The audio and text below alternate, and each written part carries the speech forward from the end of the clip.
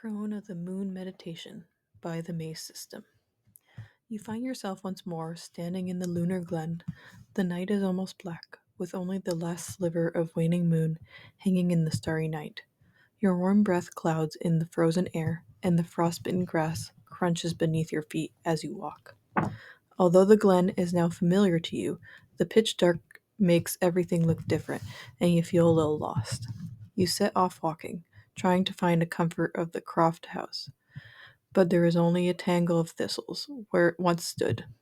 Dejected, you turn away and begin to walk back the way you came. As you walk, your head bowed against the cold wind, you suddenly hear the cawing sound of a raven, and looking up, you see a dark shadow, looping and swooping through the air, a darker shape amid the black night sky. The raven seemed to be trying to get your attention, swooping in towards you before flying off again with a loud caw. You wonder why a raven would be flying in the middle of the night. It comes closer this time, cawing right in your face before ascending in the sky once more. It's as if it wants you to follow it, and so you do, treading carefully across the rocky floor of the winter glen so as to not slip on the icy surface.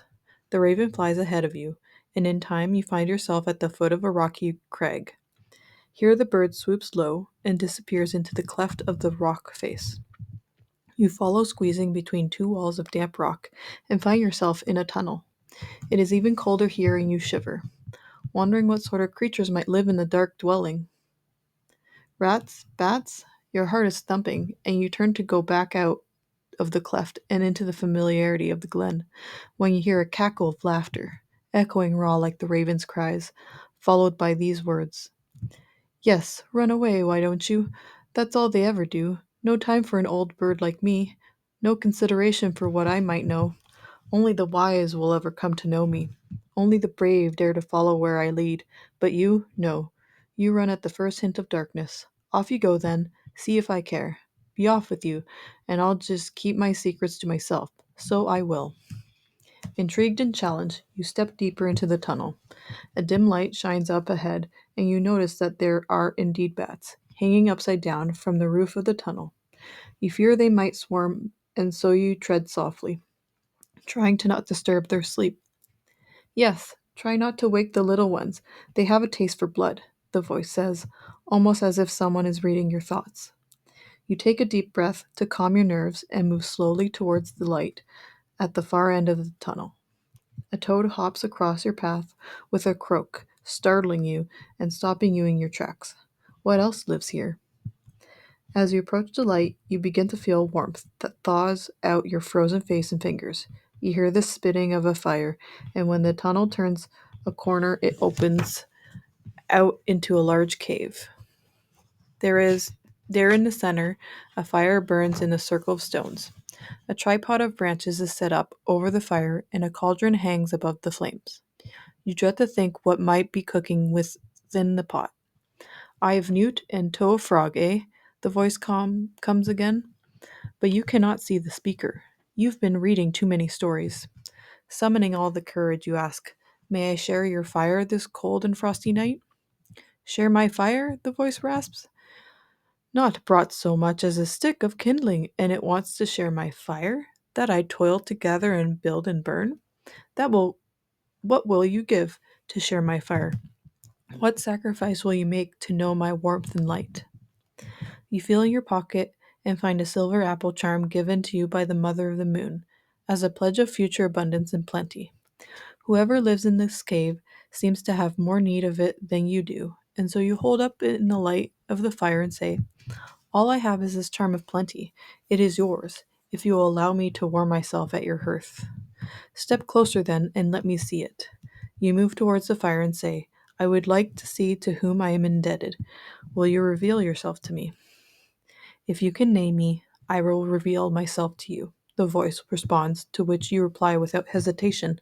"You are the crone of the triple goddess, and I am a follower of the old ways. I invoke you."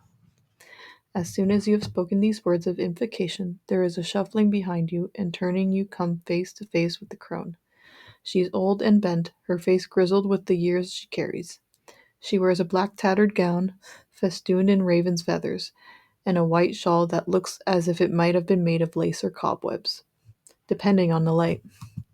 Her hair is long and silver gray, falling to her shoulders, and upon her brow is the crown of the waning moon. Her left eye is clouded white, while her right eye is dark as the raven. She examines the charm you offer her for a moment, then she places it in the back of your hand. She places it back in your hand, closes your fingers around it, and says, "Your kindness is noted, seeker of old ones, but do not give away your prosperity so lightly. I didn't give it to you so that you could just squander it." "You gave me this charm? That was you in the croft?" The crone nods and says, "'Twas many moons ago, but yes, I gave you that charm, and the one before it. Time passes, but I hoped that one day you would seek me out again. Come share my fire and enjoy a cup of warm cheer with me." She pats your hand, as friendly now, as loving as a grandmother, as welcoming as she could have been fearsome before. She hobbles to the fireside and ladles something from the cauldron into a cup and hands it to you. It is a streaming liquid, ruby red as blood, which you hesitate to drink, until you notice that the crone is watching you. You take a cautious sip. The liquid is hot and warms you through. It tastes familiar, but you cannot place it until the crone says, "Mulled wine and honey mead. It's good for keeping out the cold. Drink up, seeker, and merry meet again." The two of you sit in companionable silence as you sip your mulled wine and thaw out by the fire. After a time, the crone speaks. "I knew you'd come back eventually, but I wasn't sure you'd be bold enough to find me and look me in the eyes. Not everyone can. Many people never get to know me. They fear me, for I am the witches they burn at the stake. They flee from me, for I am the frailty of old age and the death that awaits. I am the elder years they try to avoid thinking about, but I am also wisdom, forbearance, darkness, and rest. I am the powerful magic of a long lived witch. I am the depth of winter and the darkness of midnight on a waning moon. I am all these things and more. To know me is to be unafraid of the dark. To embrace me is to embrace your own mortality and that of your loved ones. I am fearsome because they project their fears onto me. I don't pretend to be easy company, but I am necessary. I strip away the dead wood to make way for new growth, new life, transformation, and rebirth. But my time this moon is almost up. Take this." The crone reaches around her neck with trembling hands and removes a silver cauldron charm, hanging on a delicate chain. "This is the charm of transformation and rebirth. It is yours now, and it will take you back to your own realm in due course.